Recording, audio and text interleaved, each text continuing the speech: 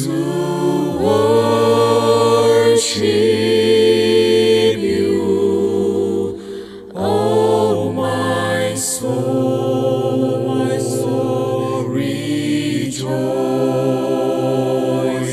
Take joy, my King, in what you hear.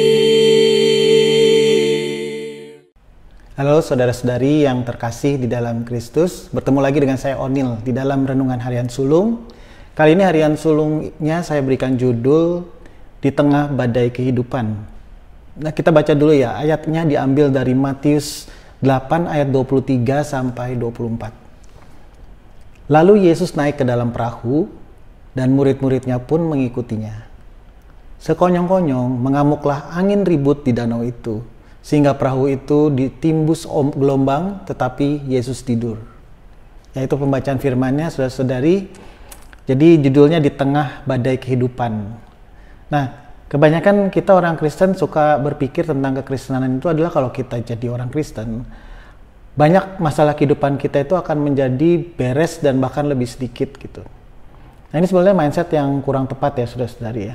Karena semua orang di dunia ini pasti akan mengalami badai kehidupan dan gak akan pilih-pilih apakah itu orang Kristen atau itu bukan orang Kristen. Dan kalau kita lihat di firman pun sebetulnya murid-murid pun semakin dia mengikuti Yesus, malah badai kehidupannya itu malah semakin besar saudara-saudari. Ya, jadi kita tinggalkan saja ya mindset ini ya, bahwa dengan menjadi Kristen itu maka kita akan nggak dapat masalah hidup atau segala macam. Jadi itu satu mindset yang salah gitu. Nah, apakah badai kehidupan, saudara-saudari? Jadi saya menerjemahkan angin ribut ya, atau badai kehidupan itu adalah sebuah masalah yang sangat besar yang di luar kendali kita. Ya, tentunya ada masalah-masalah kecil yang bisa kita bereskan, tetapi badai kehidupan itu adalah sebuah masalah yang sangat-sangat besar yang di luar kendali kita. Nah, mungkin kita bisa berpikir sejenak, saat ini saudara-saudari sedang dilanda badai kehidupan apa? Masalah besar apa yang sedang melanda saudara-saudari sekalian sekarang? Saya kasih beberapa contoh aja ya. Misalnya pekerjaan, misalnya gaji nggak naik-naik, tapi kebutuhan keluarga terus meningkat. Itu kan masalah yang besar ya saudara-saudari. Terus dapat atasan yang menekan terus galak gitu, dan selalu ngamuk-ngamuk atau selalu menekan, mengkritik, ya itu juga masalah. Tidak dapat pekerjaan yang cocok hingga sekarang, bikin stres ya, itu juga masalah yang sangat besar. Mungkin masalah dengan pasangan gitu, single udah lama nggak dapat pacar, terus patah hati, nggak bisa move on, kepahitan, ribut melulu sama pasangan, entah itu yang pacaran atau yang nikah ya. Terus ada yang mau pacaran tapi nggak disetujui sama orang tuanya gitu. Sudah mau nikah, nggak punya uang yang cukup, nggak punya uang buat beli rumah, dan nggak punya uang buat beli mobil. Itu juga masalah besar saudara-saudari. Mungkin juga dari kita ada yang terjebak di dalam toxic relationship atau hubungan pertemanan, persahabatan, atau hubungan pacaran yang toxic, artinya merusak karakter ya. Keluarga kita mungkin ada masalah besar, ada badai kehidupan seperti anakku bermasalah gitu, karakternya berontak, nilai-nilai di sekolah hancur, atau anakku itu ansos gitu, nggak mau ketemu orang, maunya di kamar terus, nggak mau sosial, nggak mau gaul sama orang gitu. Itu masalah besar saudara-saudari. Anakku nggak suka kegiatan Kristen, misalnya orang tuanya suka ke gereja, atau mungkin aktivis, anaknya nggak suka ke gereja dan bahkan menghindari kekristenan. Itu masalah besar saudara. Suami istri yang tengkar terus, atau mungkin serumah tapi nggak pernah ngomong, udah pisah, udah cerai, atau yang sekarang jadi single parent, itu masalah besar saudara-saudari. Itu badai kehidupan. Mungkin sakit penyakit yang panjang yang terus tidak sembuh-sembuh. Apalagi nanti kalau kita ngomong soal badai kehidupan itu sampai badai yang kelihatan, sampai badai ke dalam hati. Misalnya rasa bersalah di dalam hati kita yang menghantui kita, yang bikin kita rendah diri, merasa bersalah terus. Ada juga hal-hal dalam karakter kita yang merasa diri kita gagal, nggak bisa, dan kemarahan-kemarahan yang meledak-meledak ya. Ini kalau terusin listnya panjang sekali. Intinya badai kehidupan setiap orang tuh berbeda-beda saudara-saudari. Apa yang menjadi masalah terbesar dalam hidup kita itu berbeda-beda. Dan saya yakin setiap orang, nggak terkecuali orang Kristen pun akan mengalami badai kehidupan. Sebuah masalah yang di luar kendali kita. Nah, saya kemarin itu baru memposting story di Instagram saya gitu. Saya suka memposting hal-hal yang menurut saya dapat hikmat dari Tuhan, saya dapat pengalaman dari Tuhan, itu saya suka sharing di story Instagram saya. Nah, jadi di story Instagram saya itu saya posting tentang di tengah badai, terus kemudian saya kasih tulisan gitu ya. Jadi saya ini lagi memposting pengalaman saya berdasarkan apa yang saya baca dari firman, pengalaman sehari-hari, bahkan ngeliat quote-quote Kristennya orang lain ya, lewat Instagram, akun Instagram yang lain itu. Saya mendapat satu kesimpulan tentang bagaimana sikap kita, attitude kita sebagai orang Kristen yang murid Yesus, sebagai pengikut Yesus, yang kalau melihat badai kehidupan itu, masalah yang besar itu, gimana sih sikap attitude-nya gitu. Penting sekali ya. Kenapa saudara-saudari? Karena saya memperhatikan banyak sekali masih orang Kristen yang salah melihat penderitaan gitu. Bahkan sikapnya pun tidak sesuai dengan firman waktu melihat penderitaan. Jadi penderitaan itu apa, buat apa itu nggak dapat esensinya gitu ya. Nah, nomor satu ya, postingannya adalah seperti ini. Di tengah badai, kita pikir, ya ini kita pikir kan maksudnya kita salah mikir maksudnya. Kita pikir Tuhan itu jauh dan tidak peduli dengan kita. Ternyata Tuhan itu dekat di samping kita, saudara-saudari, dan ikut merasakan badai itu bersama dengan kita. Ya, jadi Dia ada bersama dengan kita di tengah badai kehidupan. Nah, jadi ini diambilnya dari mana, saudara-saudari? Jadi kalau saudara-saudari tahu ya, waktu Israel itu di pembuangan, itu kan sebetulnya Israel itu kan tadinya bangga kan ada bait suci yang besar, tiba-tiba dijajah bangsa lain, dihancurin bait sucinya, dibuang, jadi kayak hina banget ya. Itu kan masalah besar, itu kan badai kehidupan Israel ya. Tapi perhatikan, Israel itu meratap dan bilang Tuhan itu jauh gitu. Tapi di beberapa nabi yang dikirim dan beberapa firman Tuhan mengatakan bahwa aku berada bersama dengan kau di pembuangan. Jadi artinya gini, Tuhan itu pengen kasih tahu bahwa aku bersama dengan kau loh di pembuangan. Aku bersama dengan kita semua, saudara-saudari, di dalam badai kehidupan kita. Dan ada satu lagi ayat dari Perjanjian Baru yang menurut saya cukup sangat bagus, dan saya ini sering saya tulis di kitab saya ya, dari kecil itu ada tulisan itu di depannya adalah, tubuhku adalah bait Allah dan roh Allah diam di dalamku. Jadi gini, kalau misalnya ada roh Tuhan diam di dalam tubuh kita, dan tubuh kita ini wadahnya roh Tuhan, seharusnya semua penderitaan di dunia ini yang kita alami, yang kita rasakan, itu dirasakan juga sama Tuhan. Nah, kadang ini kita sebagai orang Kristen kurang aware atau kurang peka gitu. Kalau kita itu pas kena masalah, itu nanggungnya nggak pernah sendirian, saudara-saudari. Bahkan rasa sakitnya, rasa kecewanya itu Tuhan bisa ngerasain gitu. Kenapa sih penderitaan itu menjadi terlalu berat buat kita? Bikin kita stres dan depresi? Jawabannya sebenarnya karena kita nanggungnya sendirian. Dan kita nggak sadar bahwa di dalam roh Tuhan yang dalam diri kita itu juga ikut merasakan. Tuhan juga ikut nanggung gitu. Nah, kenapa kok kita bisa merasa sendirian dalam penderitaan, saudara-saudari? Nah, karena kita kurang kepekaan akan kehadiran Tuhan di dalam hidup kita. Jadi kan istilahnya Tuhan itu maha hadir, saudara-saudari. Berarti Dia ada di mana-mana, bahkan di dalam tubuh kita pun roh Tuhan ada gitu. Nah, berarti kalau Dia maha hadir, harusnya Dia dekat. Tapi karena kita manusia berdosa, kadang kepekaan kita akan Tuhan yang maha hadir dan dekat itu kurang, saudara-saudari. Makanya kenapa banyak sekali orang Kristen kita waktu di dalam penderitaan itu seringkali depresi down karena kita merasa menanggungnya itu sendirian. Padahal enggak sebetulnya. Tuhan itu maha hadir, saudara-saudari. Nah, postingan yang kedua ya di Instagram saya adalah, di tengah badai, kita pikir Tuhan lebih tertarik untuk merubah keadaan kita. Ternyata Tuhan lebih tertarik untuk membentuk hati kita melalui keadaan yang tidak berubah. Nah, berapa banyak dari kita kalau misalnya kena masalah ya, seperti masalah yang tadi saya sebut di depan, ini banyak banget ya, dari keluarga, sakit penyakit, pasangan ya, segala macam. Berapa banyak dari kita yang berpikir setiap kali berdoa itu untuk masalah itu cepat beres. Ini kan sebenarnya otomatis ya, saudara-saudari. Yang sembuh pengen cepat, yang sakit pengen cepat sembuh ya. Yang nggak dapat kerjaan pengen dapat kerjaan langsung gitu. Yang kerjaannya gaji nggak naik pengen langsung dapat naik gaji. Nah, kenapa Tuhan nggak kasih? Seringkali Tuhan nggak kasih kok, gitu. Karena gini, di dalam firman itu ya, ada satu ayat itu mengatakan bahwa Bapa kita yang di surga itu memberikan kita ikan, bukan ular. Ikan itu kan baik ya, ular itu kan racun, jahat, toksik ya. Dan Bapa kita itu memberikan roti, bukan batu. Roti itu sesuatu yang baik, batu itu sesuatu yang merusak kita gitu. Nah, pertanyaan gini, kalau misalnya kita jadi anak kecil ya, kita kan keluarga mungkin Bapak Ibu punya anak kecil ya. Misalnya anak kecil itu minta gadget gitu, minta dibeliin iPad gitu ya, buat main game gitu ya.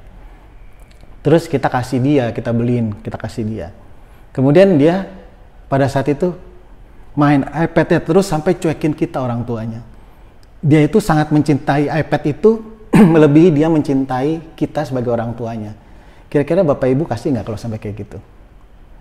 Nah, kira-kira anak itu tahu nggak waktu dia minta iPad itu akan mencuri perhatian dia dari orang tuanya dan dia lebih mencintai iPad itu.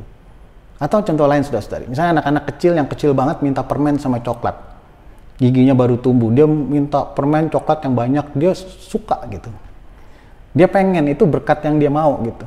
Tapi kita tahu bahwa kalau dia kebanyakan makan coklat, makan permen, giginya bisa rusak kan, gitu, bisa hancur kan.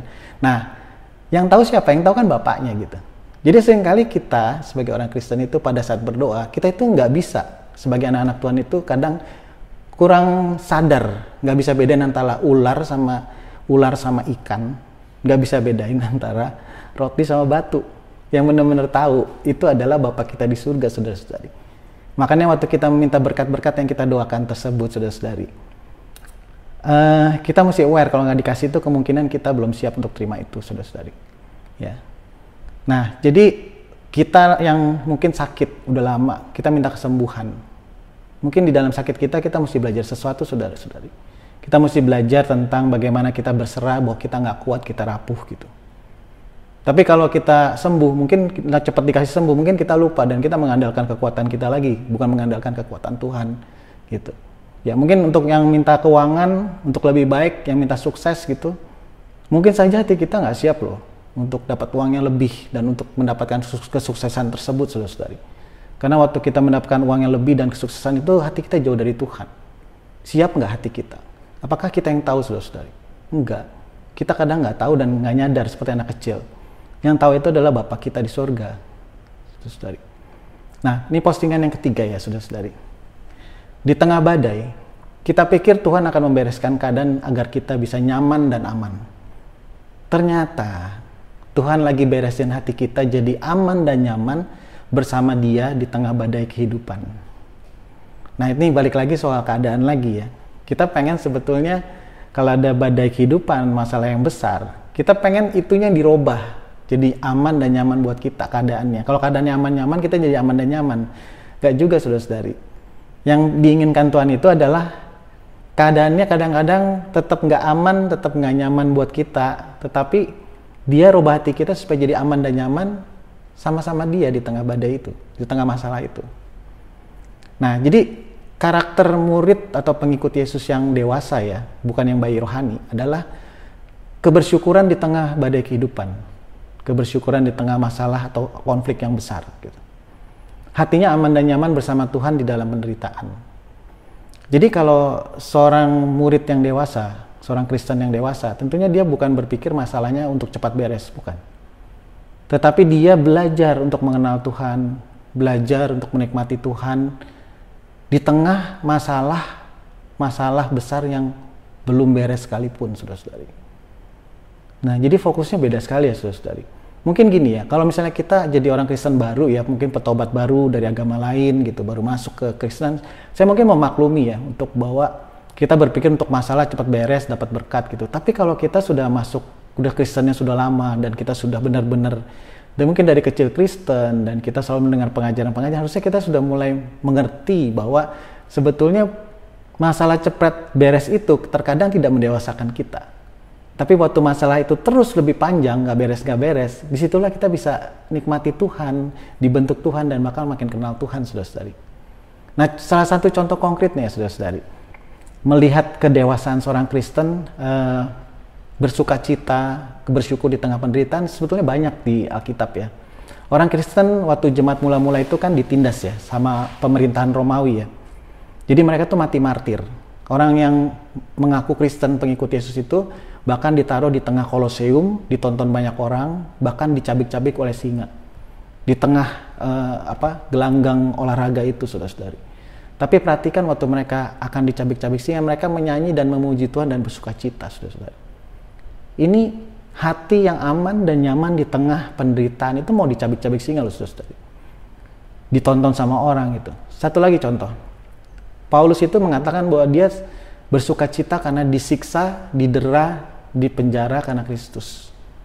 Di dalam penjara itu nggak bisa, Paulus itu dibikin sedih, nggak bisa dalam penjara. Paulus tetap bersuka cita. Nah, ini adalah satu kedewasaan yang Tuhan janjikan dalam kehidupan kita. Kalau kita benar-benar setia jadi pengikut Tuhan gitu. Bahwa ada sukacita yang menetap, ada kebahagiaan, kebersyukuran yang menetap walau ada badai kehidupan, saudara-saudari. Postingan yang keempat, saudara-saudari, di Instagram saya adalah akhirnya kita baru sadar. Badai yang ingin diredakan oleh Tuhan itu adalah badai di hati kita yang ingin diredakan. Bukan badai keadaan sebetulnya. Supaya melalui badai kehidupan itu, kita bisa menikmati keindahan pribadinya Tuhan. Ya. Jadi setiap keadaan itu ya, saudara-saudari, misalnya Tuhan itu selalu pegang kendali kok, saudara-saudari. Misalnya ini kita dapat masalah. Dengan sejentik tangan aja Tuhan mau beresin itu bisa sebetulnya. Karena dia punya kuasa kok. Anytime dia mau beresin itu gampang banget kok. Dan itu semua masalah-masalah kita, masalah di keadaan kita yang kita nggak bisa kendalin, itu semua ada dalam kendali Tuhan, bukan kendali kita. Dia bisa meredakan badai keadaan dalam sekejap, bahkan bisa meredakan badai di dalam hati kita itu dengan sekejap, kapanpun dia mau. Itu Tuhan yang berkuasa. Pertanyaannya gini, kenapa nggak diberesin cepet-cepet? Kenapa nggak diberesin sekarang aja? Kenapa kok badai-badai ini dibiarkan Tuhan gitu? Melintir-melintir depan kita, bikin kita pusing, bikin kita overthinking. Karena di dalam badai itu ada pengenalan akan Tuhan yang lebih dalam. Di dalam masalah-masalah kehidupan kita yang besar yang kita nggak bisa kendalikan, itu kita makin kenal Tuhan gitu, makin terpesona sama Dia di tengah badai itu. Nah, waktu di tengah badai itu gimana kita kenal Dia? Kita mengenal Tuhan yang di tengah badai atau Yesus yang di tengah badai itu adalah pribadi yang powerful dan pribadi yang fearless, yang tanpa takut.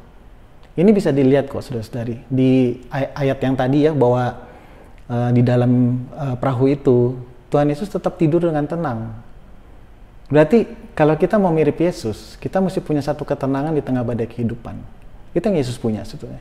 Dia fearless. Dia nggak takut untuk jadi miskin. Ada kata masalah kita masalah keuangan. Dia nggak takut untuk direndahin atau diomongin orang. Ada kata itu masalahnya masalah komunitas, masalah sosial, masalah status. Dia nggak takut dipermalukan, dia nggak takut disalah-salahin orang, dia nggak takut kelihatan jelek. Dia nggak takut kalau nggak dianggap sama orang gitu. Tapi terkadang kita takut, tapi dia nggak takut. Nah, gimana masalah-masalah semua ini? Masalah sosial, masalah ekonomi, masalah keluarga. Segala sesuatunya itu bukan fokus untuk cepat beres, tapi bagaimana hati kita bisa seperti hatinya Dia, yang fearless, yang tanpa takut gitu, di tengah badai kehidupan. Nah, ini kesimpulannya saudara-saudari dari renungan ini adalah badai kehidupan adalah masalah besar yang di luar kendali kita. Itu adalah tempat kita belajar, bukan tempat kita mau cepat-cepat beres, karena nanti kita miss atau kehilangan pelajaran dari Tuhan sebagai murid. Belajar apa? Nomor satu, belajar merasakan Tuhan itu hadir dan ikut merasakan rasa sakitnya di dalam badai kehidupan itu. Nomor dua, kita belajar lihat Yesus, pribadi yang tenang banget di tengah badai kehidupan. Yang ketiga, badai kehidupan itu adalah tempat di mana murid-murid itu yang tadinya mengandalkan kekuatannya sendiri ya itu yang buang-buang air dari perahu itu kan sebenarnya mengandalkan kekuatan sendiri. Kita banyak sekali kan ada masalah besar kita pikirin sendiri, kita ngandalin kekuatan kita sendiri sampai kita nyerah dan mentok gitu ya. Jadi badai kehidupan itu adalah tempat di mana kita mulai sadar kita nggak bisa pakai kekuatan kita sendiri dan kita mengandalkan dan bergantung sama kekuatan dan kuasanya Tuhan. Ini satu perubahan cara memandang hidup, saudara-saudara. Dan itu adanya di dalam badai kehidupan yang nggak bisa kita kendalikan itu. Ya. Jadi Tuhan Yesus itu selalu pegang kendali. Tuhan Yesus. Jadi badai kehidupan itu jangan dilihat sebagai sesuatu yang totally negatif atau sesuatu yang buruk. Di dalam badai kehidupan itu kita belajar makin serupa Yesus sebetulnya. Nah, sekarang kita mulai ngerti ya, saudara-saudari. Kalau kita sekarang lagi ngalamin badai kehidupan, terus kenapa badai kehidupan itu nggak cepat-cepat diberesin sama Tuhan? Nah, dari sharingan saya tadi, saudara-saudari pasti udah ngerti kenapa itu nggak langsung cepat beres. Karena emang fokusnya bukan cepat beres. Tapi di dalam badai kehidupan kita belajar menjadi serupa dengan Dia dan makin kenal dengan Dia. Mari kita berdoa. Tuhan, terima kasih untuk setiap badai-badai kehidupan yang telah Kau berikan, telah Kau izinkan terjadi dalam kehidupan kami. Maafkan kami ya Tuhan jika kami selama ini salah sikap, kami salah mindset, dalam melihat badai kehidupan ini. Kami selalu ingin cepat beres, cepat sembuh, cepat keuangan kami kembali, cepat masalah-masalah keluarga kami cepat beres. Ternyata bukan itu ya Tuhan yang Engkau inginkan ya Tuhan. Ternyata bahwa Engkau ingin membentuk hati kami di tengah keadaan yang tidak berubah. Engkau ingin membentuk hati kami di tengah badai kehidupan. Engkau ingin kami melihat Engkau dan mengagumi Engkau di tengah badai kehidupan. Terima kasih ya Tuhan untuk pengajaran hari ini ya Tuhan. Di dalam nama Tuhan Yesus kami telah berdoa dan mengucap syukur. Amin. Selamat belajar jadi murid, jadi pengikut Yesus yang makin serupa Yesus di tengah badai kehidupan. Tuhan Yesus memberkati saudara-saudari sekalian. Let it be a sweet